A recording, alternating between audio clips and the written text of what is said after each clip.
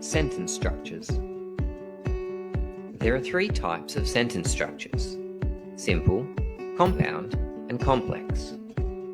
It's important to use each of these structures because it makes our writing more engaging for the reader. Simple sentences.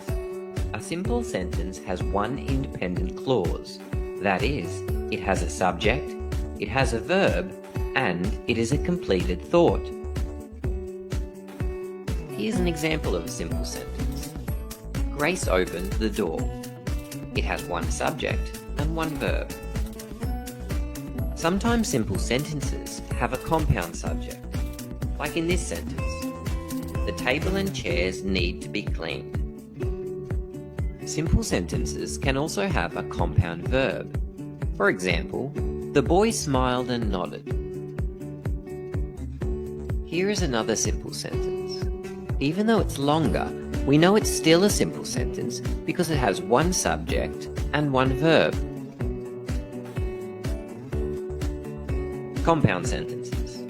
Compound sentences are a combination of two or more independent clauses joined together by a coordinating conjunction. Remembering the acronym FANBOYS is an easy way to remember the coordinating conjunctions that we can use to join independent clauses.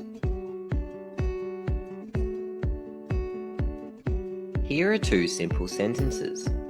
Grace opened the door. She looked outside. Let's join them using the coordinating conjunction AND. We have created a compound sentence. Grace opened the door and she looked outside. The sentence has two independent clauses.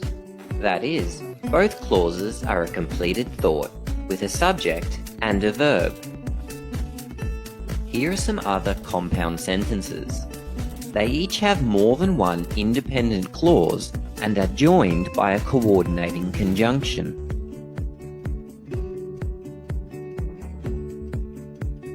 Complex sentences. Complex sentences are composed of an independent clause and a dependent clause. Dependent clauses are not completed thoughts. Here is a complex sentence. When he won the award, everyone cheered. This is the independent clause because it has one subject and one verb, and it's a completed thought. This clause is a dependent clause because even though it has a subject and a verb, it's not a completed thought. Let's look at another example. Now that I have saved up, I can buy a bike. This is an independent clause because it has one subject, one verb, and is a completed thought. This is a dependent clause because it's not a completed thought. The dependent clause can go at the end of the sentence, like this, or it can go first in the sentence, like this.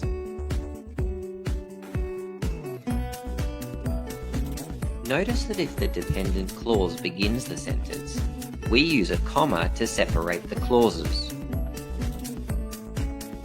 See if you can work out the structure of these sentences.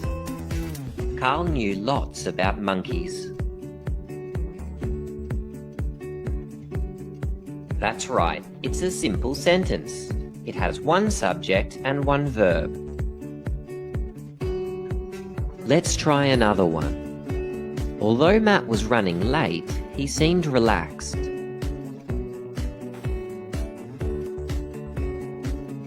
That's right, it's a complex sentence. It has an independent clause, which is a completed thought, and a dependent clause, which isn't a completed thought. One more. He was hungry, so he ate. It's a compound sentence.